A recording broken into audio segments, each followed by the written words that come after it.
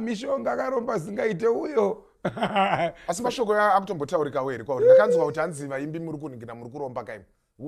Magitari zvinoita kuti aromberwe. Ukatotarisa vanhu vese vanonzi vakaromba. Wotarisa vasina vacho kuromba.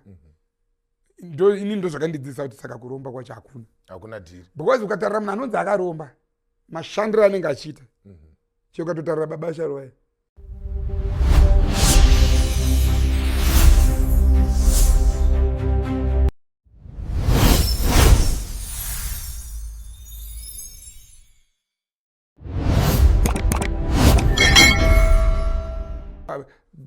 Ndo zvatechingoita.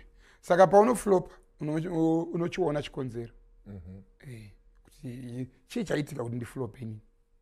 Mogadzirisa. Saka ndo zvatenge chimwe. Ini ndakadzidza maflop ndakamona kuti vanhu havandizivi. Ndishingire ndigadzire zita. Ndishinge vanhu vandizive. Tikatasa ningirikini ko sa album iri kuyari pane collaborations ere zvakamira sei? Tiri kumada but tiri kushaya vanhu vacho vatiri kudawo isusu. Vacho vari kukurambira vari kuramba. Mamuchidani kona mudara pana.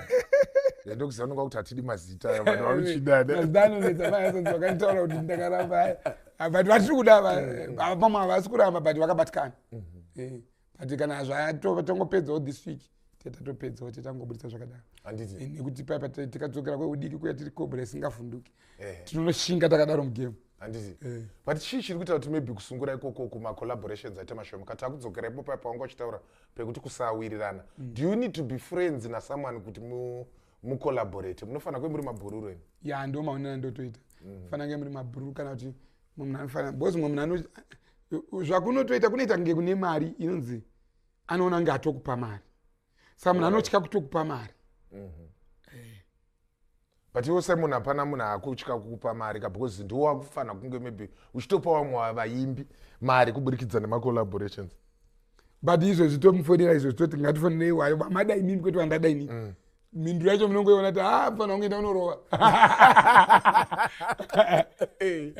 Handizi. Asi Amuli akatondishamisa. Ndakamufonera manheru mangwana makusenda naye pale takati yadeuka. Alright. Akauya. Handizi hazvinombonetsa. Naye mudhara late mudhara aingo. Mudhara maybe kwangwa ndiri anga achitongoti mwana wangu. Saka zindandiri zvandoda ndo zvavaita. Ivo kana vachonzi vari murekuti ndaitovaudza ndiri kuuya ikoko.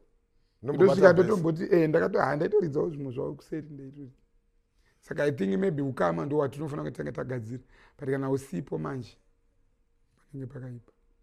Simon, handifunge kuti tagara tinoonana tichikurukura Sterek but handifunge kuti tine zuva ratakambonyatsogara pasi tikakurukura zvakawanda sanenge zvataita zuva ranhasi. Handizi. Saka nda kuti ndikutende nenguva yawatiwanira. Handa kuti ndikutende nenguva yawataseta aside. I know kuti you are very busy, Macheso, new album nezvese. Saka takangomirira kuti tinge tichiona kuti album nyowani hauna kuzotaura tiri kubuda rini wane date kana kuti chinombommanya-manya. Tanzania ndaisa but muna July imomo. Handizi. I think ucharilonchera kumapurazi kwako here kana kuti ucharilonchera mwana? Totoenda mapurazi kwedu kuchinoi kuna Glendale ikoko. Saka pazvaya zvakanaka kuti umboenda kana paGlendale pacho mawakamboita ningirikini flop mutsungubvi. Unoona chisamisa.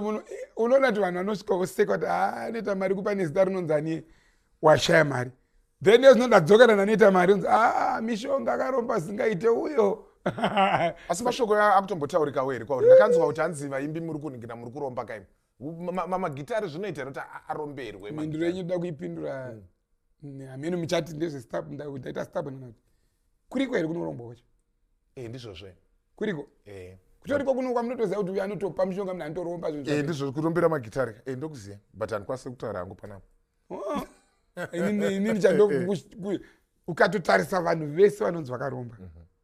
Wotarisa vasina vacho kuromba. Ini ndo zvakandidzidzisa kuti saka kuromba kwacho hakuna dhiri. Because ukatarira munhu anonzi akaromba mashandiro anenge achiita. Ukatotarira baba Sharoya. Ukatotarira imboenda kubhendi kwavo ungotarira ivo chete usatarira umwe munhu.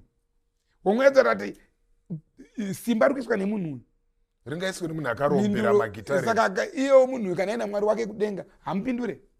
Hamudi. Wotarira Jah Prayzah we. Wotarira maitiranta zvinhu zvake.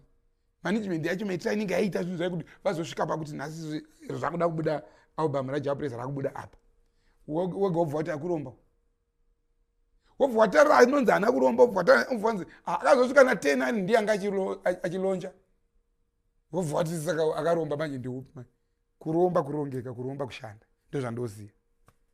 I think it is a good point to end this conversation. Simon, thank you very much for coming. Tinenge tiriko kwa album launch.